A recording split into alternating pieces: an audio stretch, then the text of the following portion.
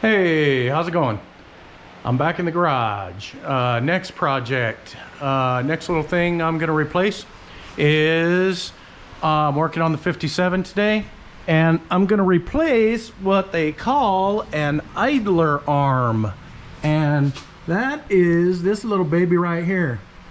This little baby right here, it bolts with 2 bolts to the frame, and it holds the end of the front steering and lets it pivot back and forth. The other side is hooked over here to the steering box. So this is what kind of holds it up and supports it on the other side. And there's a bushing in here, and I don't know if you guys can see it, but this rubber is just exploded and gone. And the idler also, I believe, has a bushing in here, and I thought it came with my idler and it didn't. So this is what I got. Let me run over here to the bench. This is what I bought. Got this off eBay. This is the idler. Kind of sits in the car this way, and this bolts to the frame, and then this is the bushing that's all trashed. And then I thought this bushing would be in the kit. I'll have to look at it. It wasn't in it. I thought it was, but maybe there's not even really a bushing in there. Maybe this is just a pivot in that arm, in the steering arm. So this is what I got. This is the gearhead idler arm, and like I said, I got it on eBay, and I got it from Kent Williams at Rod Parts Warehouse in Iowa, Cedar Falls, Iowa. So he had a bunch of parts, a bunch of Tri-5 parts, things like that. So anyway, this is what I bought. And so I'm gonna dive up in here and see if I can't start pulling this thing apart.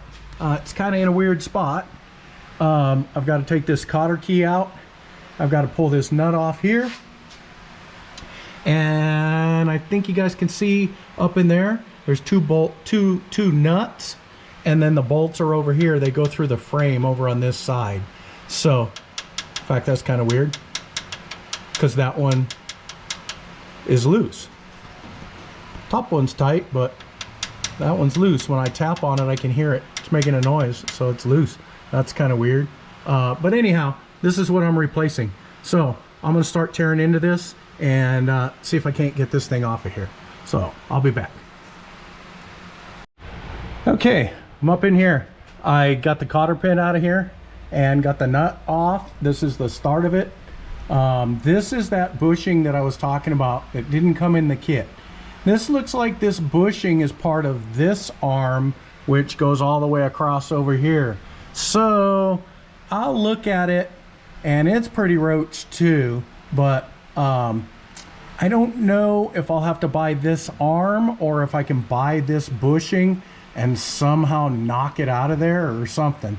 So I'll have to look at that after I get this off. Next, I'm gonna chase down these 2 bolts up here. I'm gonna get these off and then take this thing and lift it up out of the way and get it out of here. So that's what's next. So I'll be back. Okay, I got it out. As you can see, the bushing is just a little bit wore out, I guess.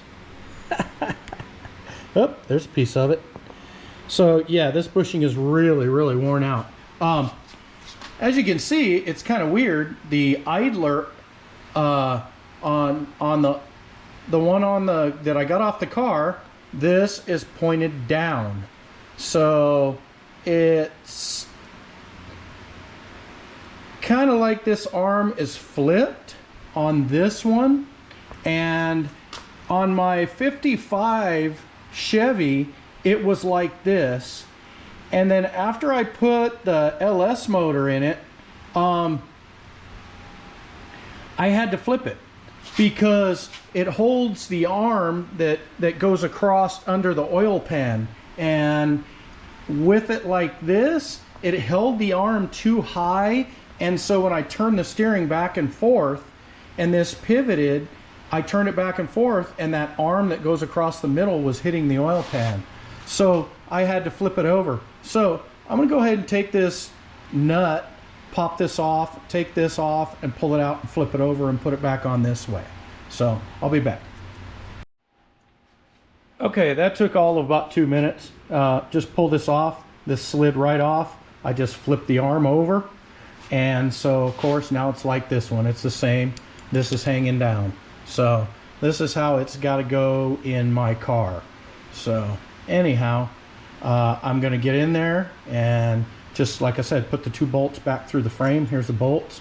They just go through the frame rail and then they come through right here. There's 2 of them. And then this just slips right down into that main arm. So I'm going to go ahead and pop this sucker in real quick, and I'll see if I can't get a closer look at the bushing that's in here. It does look like it's a little bit worn out, but I'm not sure if it comes out. So I might have to get online and start researching that and seeing if I can get this bushing and like knock it out of that arm that's under there, that cross arm, steering cross arm. So I'll be back. Okay, so I'm back in here. What I did is, this is that bushing that I was talking about, and it has a little metal sleeve inside of it, and I slipped that sleeve out, and real funny, after I slipped that sleeve out, what I got out of there was this.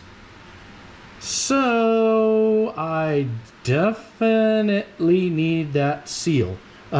This went over this. This slipped up inside of it. This slipped right up inside of there. So this is what's left of it. And I'm sure that allows for a nice amount of movement. Anyway, what I'm going to do, I don't have that seal. I'm going to try and find that seal. But what I'm going to do is I'm going to see if I can take this piece of rubber, and I'm going to see if I can take it and wrap it.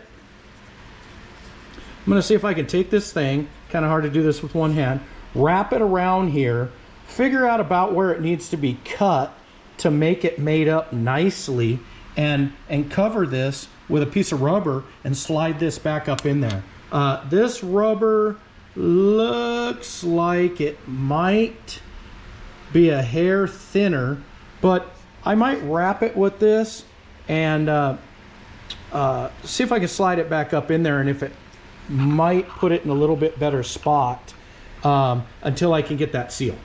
So that's what I'm going to try to do. So I'm going to start messing around with this little piece of rubber and take this thing and see if I can't cut this and cut it so that it wraps nice and tightly around and butts up, and that I can take this and slide it right back up in there and have some type of a bushing surface that's a little bit better than this. So I'll be back. Okay, so I got it cut to where it looks like it's gonna butt up pretty good right here on this piece. So I'm gonna go over there and slide this rubber in here and try to slide this shim up in here, and then I can go ahead and attach the arm. Like I said, this piece on the new arm, this is the piece that goes through this shim, and this shim just kind of has rubber around it. Like I said, this is what I got, so that ain't gonna cut it.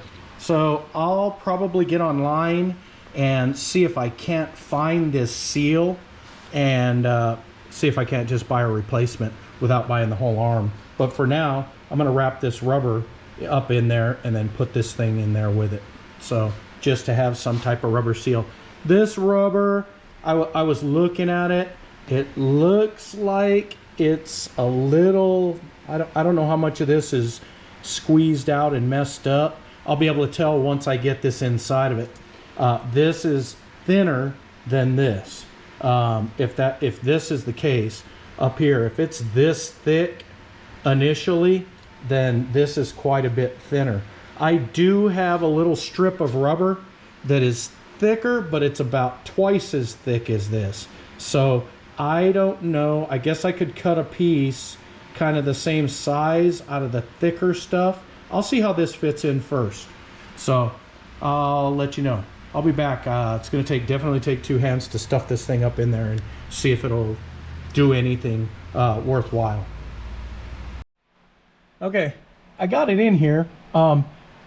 it looks like I could have cut it just a hair longer, because the diameter of this piece here, this metal piece that it sits in, is bigger. I think it's because this rubber is a lot thinner. It does move around quite a bit in here. I'm going to try to cut a piece of the thicker rubber that I have about this size, and see if that does any better of a job. So I'm going to give that a shot. I'll be right back. Okay, so I cut a little chunk out of this other heavier rubber stuff that I had, thicker rubber. If you look at the difference in the thicknesses, I don't know how good you guys can see this, but this stuff is like easy double the thickness, and I can't even wrap this inside of that hole. So I'm gonna go ahead and put this one. I'm gonna go ahead and put this one in there, and I was thinking maybe I'll cut a piece just a hair longer, you know, maybe a 1/16 of an inch longer, and wrap that in there and put that shim in there for now till I can buy the bushing. So that's what I'm gonna do. So I'll be back.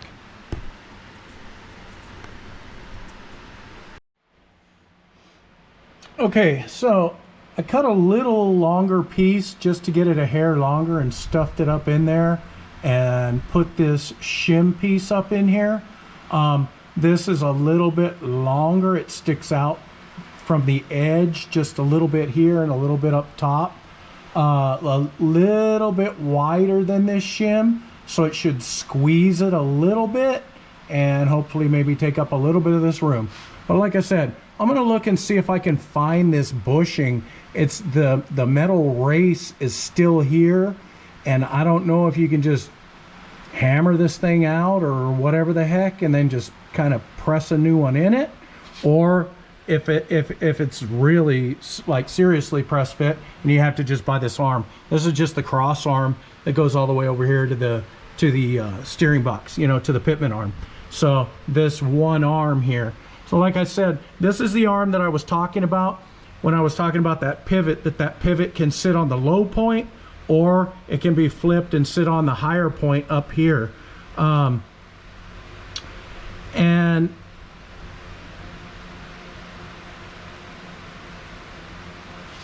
so I'm trying to think about how to say this. What it was doing is, on my 55, it was opposite, it was reversed, and it was picking this whole arm up higher, making it ride higher. And then when you would turn, this arm moves back and forth, and it was hitting the oil pan.